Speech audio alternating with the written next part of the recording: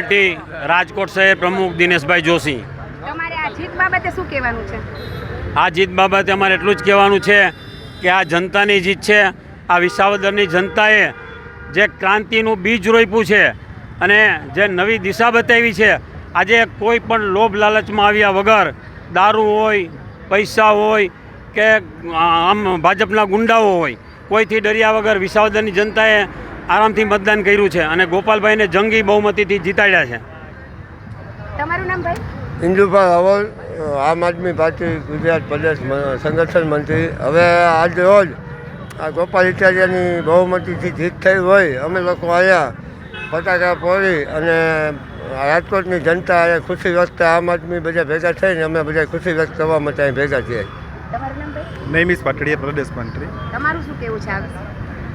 આમ આદમી પાર્ટીના લડાયક નેતા કે જે વર્ષોથી લોકોનું અને યુવાનોનું માર્ગદર્શન જેમને મળતું રહ્યું છે, એવા ગોપાલભાઈને આજે જ્યારે વિસાવદર અને ભેસાણની જનતાના આશીર્વાદ મળ્યા છે, ત્યારે આ ભારતીય જનતા પાર્ટીની ભય, ભૂખ અને ભ્રષ્ટાચાર સામેની નીતિ સામે આજે એક લડાઈ પણ મળવા માટે આજ ગુજરાતના નવયુવાન ભેસાણમાં અને વિસાવદરની જનતાએ જે આશીર્વાદ આપ્યા છે એને પરિપૂર્ણ કરશે અને આવનારા સમયમાં ભેસાણ વિસાવદર પંથકનો અવાજ એ વિધાનસભાની અંદર જઈને ઉઠાવશે અને જે કંઈ પણ ત્યાંના પ્રશ્નો છે એ સોલ્વ કરશે એવી 100% ખાતરી છે। હવે આપણે ત્યાંના લેડીઝને પૂછશું કે એ શું કહેવા માંગે છે। આપનું નામ?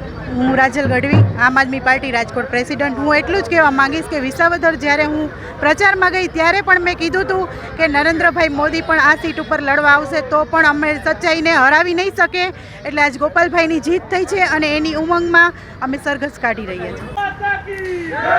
શિવલાલ બારસિયા, ટ્રેડ પ્રેસિડન્ટ, આમ આદમી પાર્ટી ગુજરાત। તમારા જીત વિશે શું કહેવું છે?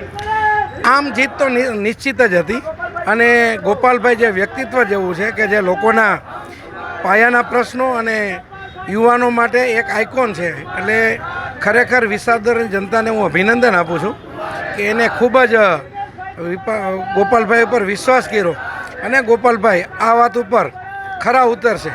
સાથે સાથે જે સરકારમાંથી જે ચૂંટણી પંચ, પોલીસ, વહીવટીતંત્ર એની જે દાદાગીરીને તાનાશાહી આમાં જે લડીને જે જીતા છે એ ખૂબ કાબિલેદાદ છે અને ભવિષ્યમાં અને આવતા સમયમાં વિસાવદરની જનતાને આનો ખૂબ મોટો લાભ મળશે।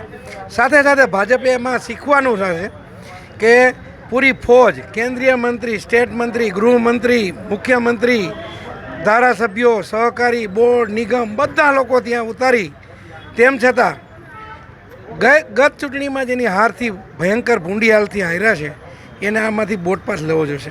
સાથે સાથે એક હું બીજી વાત પણ કરીશ કે ઘણીવાર એવા ટીકા ટિપ્પણી થતી કે 19 તારીખે દુકાન બંધ થઈ જશે।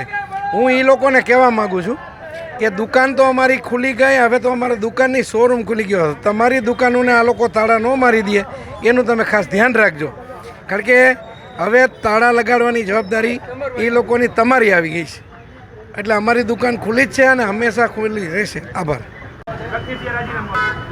તમારું નામ શું? અજીતભાઈ લોખેલ, પ્રદેશ સંગઠન મંત્રી, આમ આદમી પાર્ટી ગુજરાત। તો તમારા જીત વિશે શું કહેવાનું છે? એટલે જે વિસાવદરમાં આમ આદમી પાર્ટીના ઉમેદવાર જે ગોપાલભાઈ ઇટાલિયાની જીત થઈ છે એ ખાલી ગોપાલભાઈ ઇટાલિયાની કે આમ આદમી પાર્ટીની જીત નથી। હું એવું માનું છું કે ગુજરાતની જનતાની જીત છે, કેમ કે ગુજરાતમાં જે રીતે છેલ્લા ઘણા વર્ષોથી આ ભાજપનું શાસન છે અને જે રીતે લોકશાહીને કચડી નાખી છે, એ લોકશાહીને કચડી જે આવા માહોલમાં અત્યારે એક વિસાવદરની જીત, એવું માનું છું કે આખા ગુજરાત માટે એક નવા સૂર્યોદયની આશા અપેક્ષાઓ છે। હું એવું માનું છું કે આ એક જીત આવનાર દિવસોમાં ગુજરાતમાંથી ભાજપના પાયા હચમચાવી નાખશે। આ ગુજરાતની આવનારી 2027ની વિધાનસભા ચૂંટણીઓમાં આ જીતને લઈને એક જિલ્લામાં, એક તાલુકામાં જઈ અને આમ આદમી પાર્ટી ગુજરાતમાંથી ભાજપને ઉખેડી ફેંકવા માટેના પ્રયાસો આદરશે। આગળ શું તમારી ગતિવિધિ હશે? એ જ છે કે અમારું સંગઠનમાં જ્યાં પણ હજી વધારો કરવાની જરૂર છે ત્યાં સંગઠન નિર્માણનું કામ ચાલુ કરશું। આવનારી જે કોર્પોરેશનની ચૂંટણીઓ, સ્થાનિક સ્વરાજની ચૂંટણીઓ છે એને સારી રીતે લડવા માટેની આવનાર 6 મહિનામાં છે એને સારી રીતે લડવા માટેની અમારી તૈયારીઓ છે અને ત્યાર પછી વિધાનસભા 2027માં કેવી રીતે આમ આદમી પાર્ટી ગુજરાતમાં સત્તામાં આવે એના માટેના અમારા પ્રયાસો છે। Thank you. ધન્યવાદ।